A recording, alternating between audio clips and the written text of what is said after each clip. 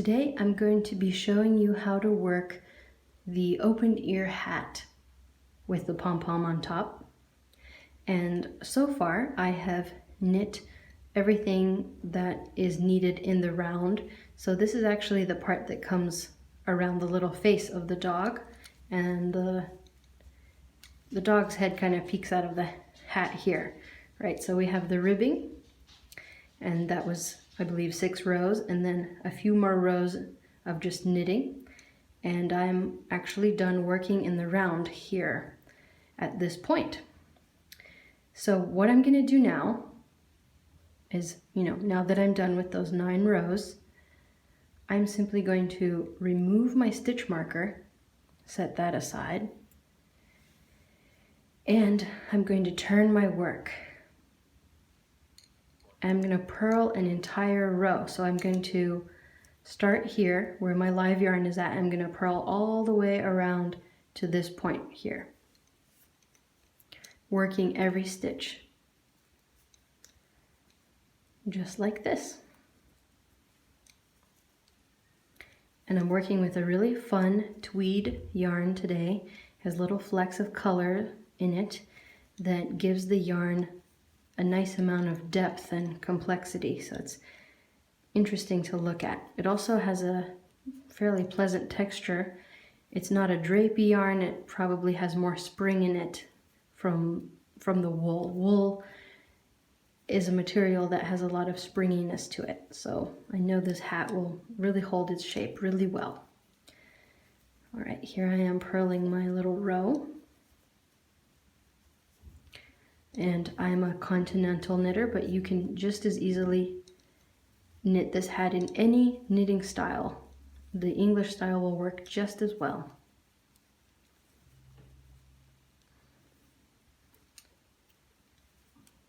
All right, let's see.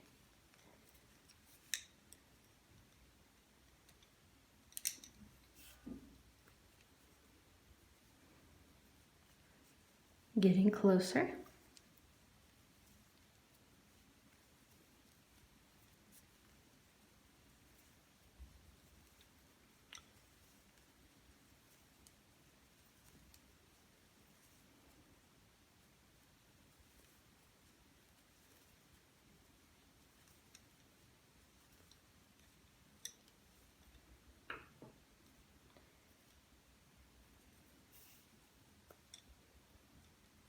Almost there.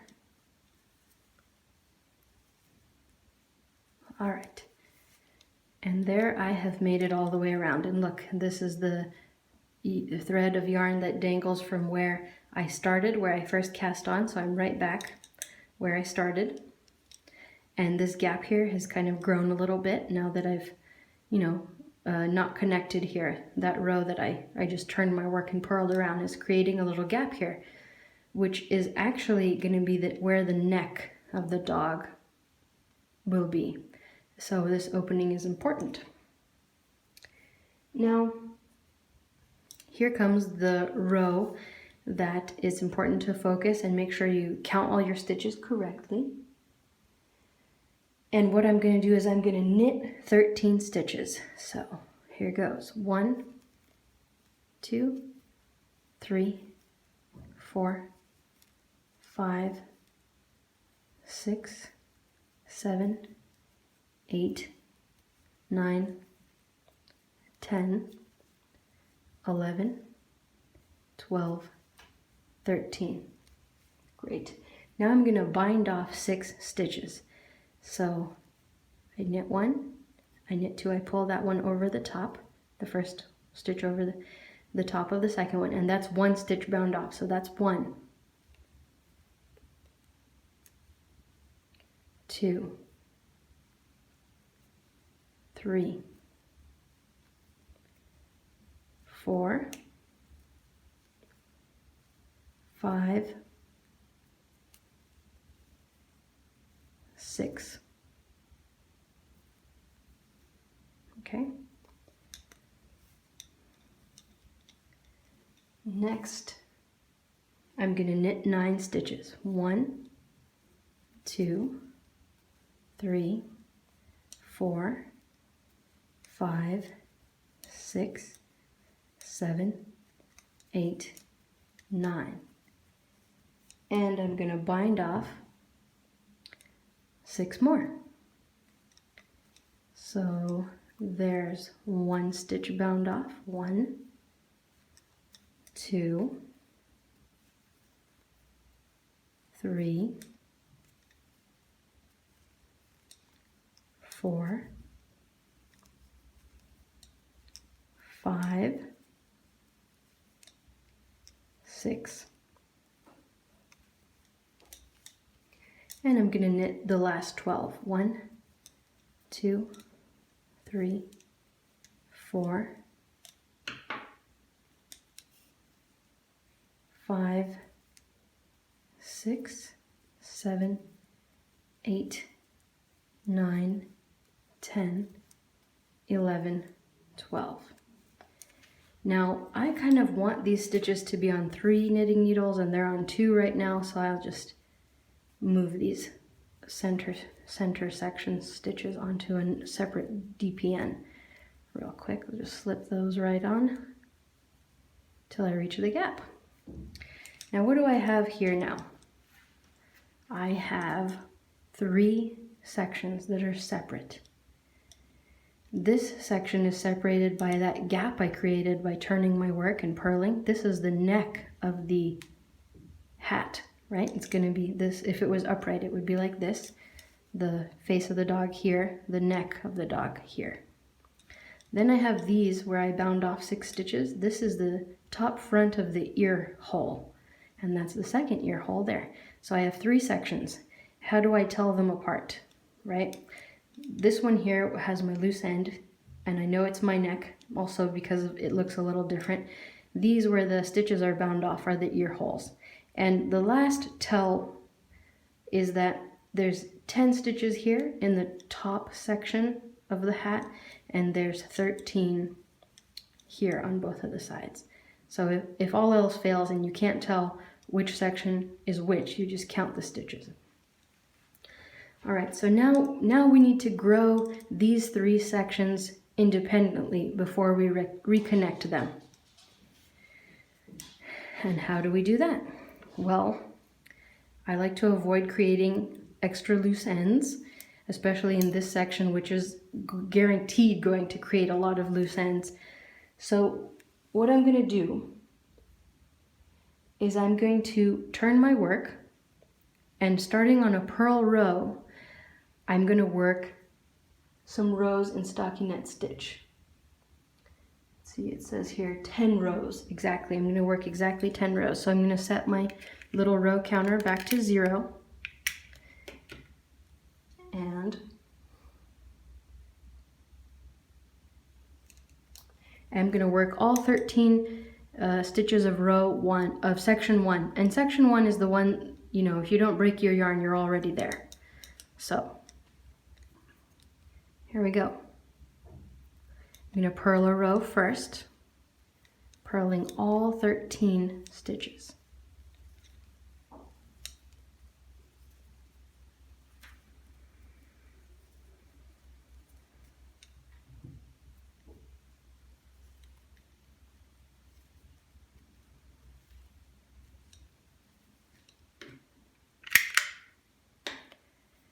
And now I'm on a knit row because this is stockinette stitch.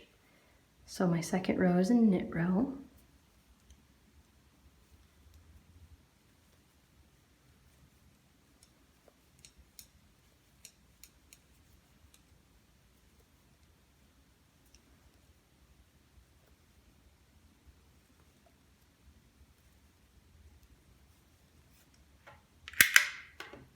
Two down.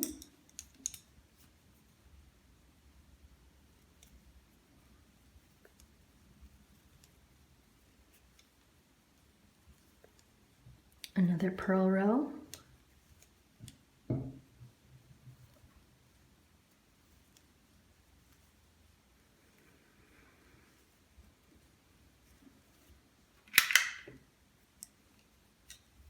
And another knit row.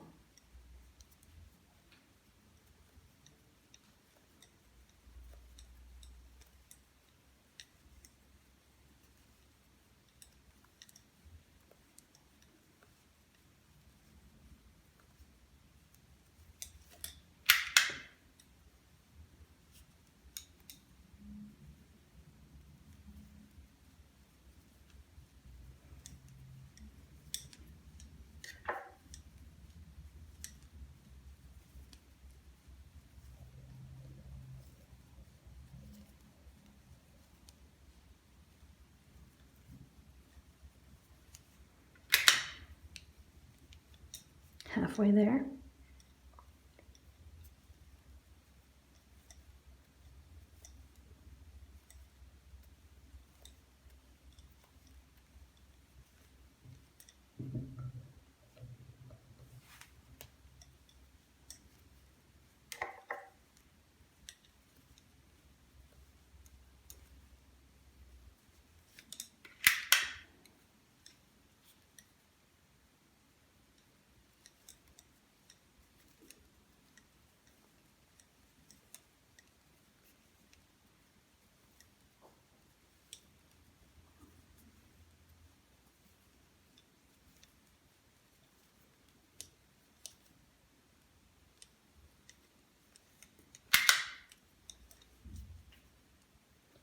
And 3 rows to go.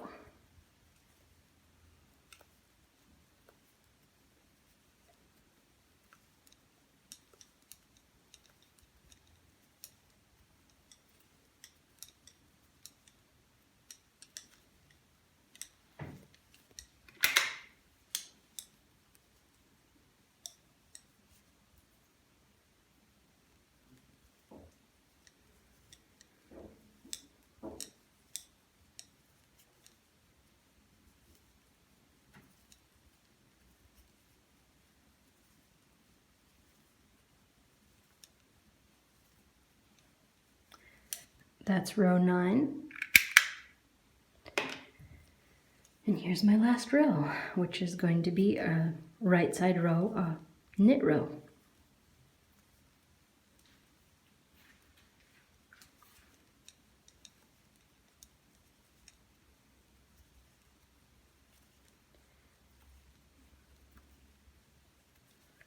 All right, so that is section 1 completely knitted. And now I'm going to break my yarn. I'm going to give myself plenty of a loose end, plenty of length here so I can weave in my loose end later. And all I do is I just break my yarn. All right, that's section 1. And moving on to section 2. Now there's only 10 stitches in section 2. You might be thinking, oh, which one is which? Which one is section 2? Well, first of all, I have my loose end here from where I cast on and this really weird connection. So that's obviously not where to go. And there's 13 stitches here and only 10 here. So I know that the section 2 has 10 stitches, which is what I have right here. And I'm gonna do exactly what I did here in section 2. I'm just going to rejoin my yarn. I don't tie any knots at all. Just let the loose end hang, dangle on its own. Because the knots, when you tie a knot, it always gets pushed to the front of the work. So we never tie any knots in knitting. And starting on the wrong side, I am going to just start doing the same exact thing, 10 rows in stockinette stitch.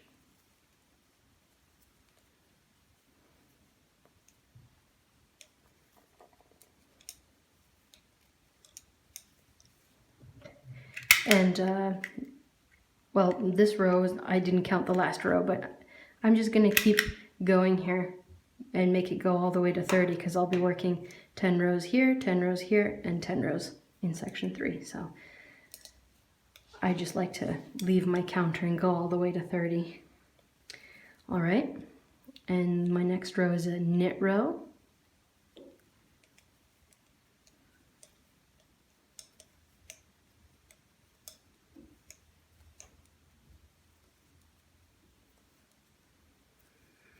And these stitches on the end here are going to be a little bit loose.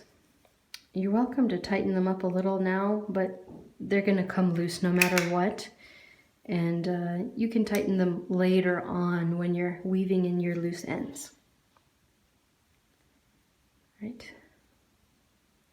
It's not a problem that they're loose. They're very easy to tighten up later. Okay.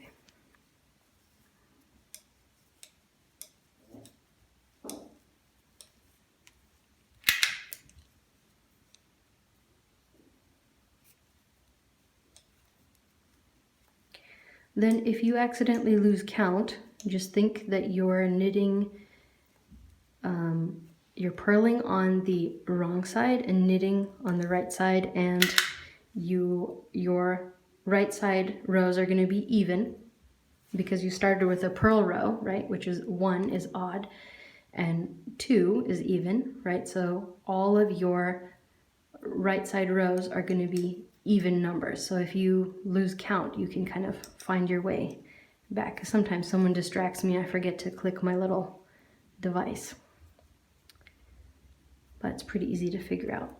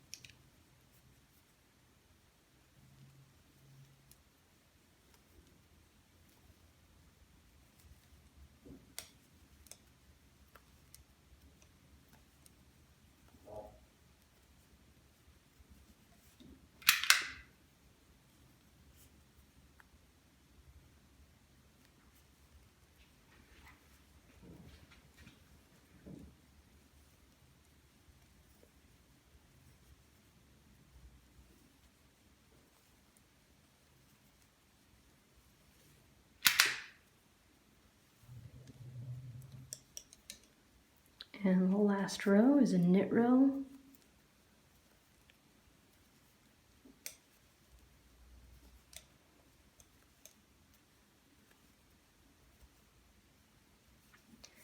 And section 2 is now complete. And again, I'm going to break my yarn, but I'm going to leave myself a nice long tail. And so now I know exactly where I'm going because there's only one section left that hasn't been worked. So starting with the wrong side, I'm just going to do the exact same thing. I'm going to, starting with a purl row, work all 13 stitches and do 10 rows in stockinette stitch.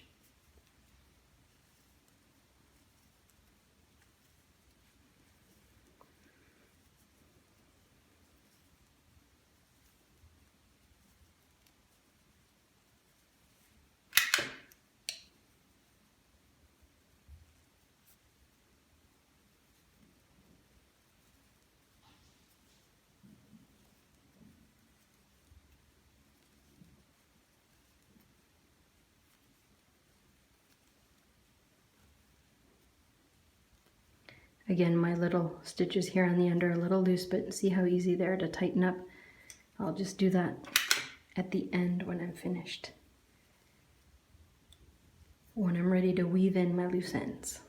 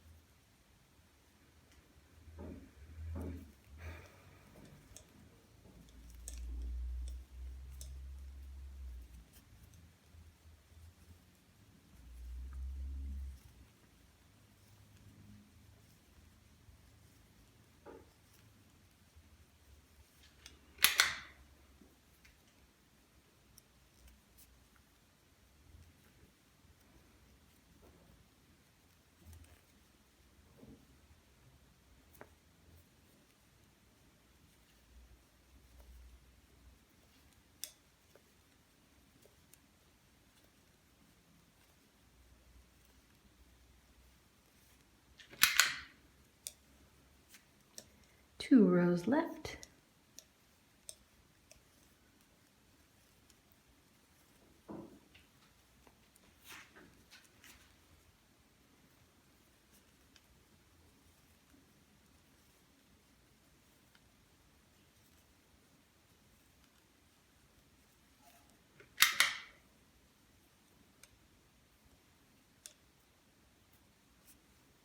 And last row.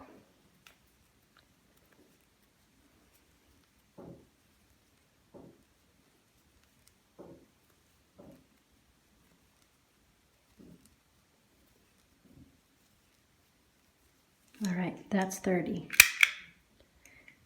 That's 10 rows here, 10 rows here, and 10 rows here. Okay, now I am once again going to break my yarn because I actually need to be here. This is the section that I'm going to start on for my next row. I'm going to stay with this same section, section 3. Only instead of being here, I need to be here. And if I were to say purl back and try to avoid making another loose end, this would be a different length than these two, and so my hat would be lopsided. And I want to avoid doing that, so I'm going to break my yarn one last time. And it's time to reconnect the pieces.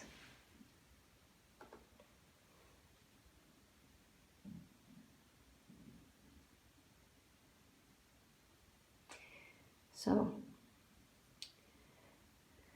I think I'm gonna switch over right now to my circular needles. They're the same thickness, they're size 8. And I'm just gonna knit right onto them. I'm done with my little double pointed needles for now. So starting with a right side row, I'm gonna knit 13 stitches. So that's every stitch of this section. 1, 2, 3, 4, 5, 6, 7, 8, 9, 10, 11, 12, 13. Now I'm going to cast on 4 stitches across this gap right here. I'm going to cast on 6 stitches using the backwards loop method. Now the backwards loop method is a single strand cast on, which is really handy. And all you do is you make a loop just like that. And then you just place the loop on your knitting needle and pull it tight. So what you do is you just make a little loop, put a twist in your yarn like this, and then you just put that loop on. That's 2. And when you get better at it, you can just make the loop with your finger. 3, 4.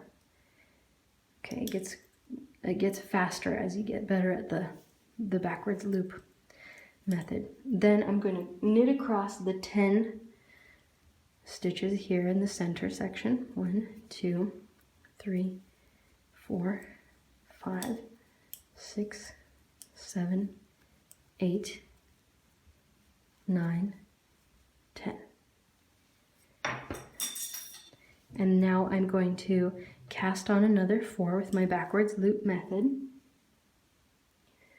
1, 2, 3, 4.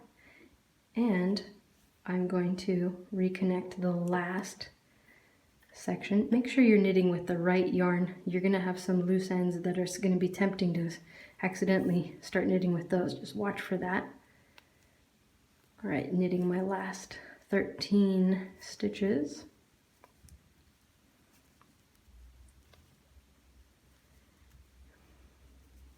Now in the pattern it says to move to straight needles, and you're certainly welcome to knit this section on straight needles, or you can knit them on circulars and just use them as straight needles, which is what I'm going to be doing.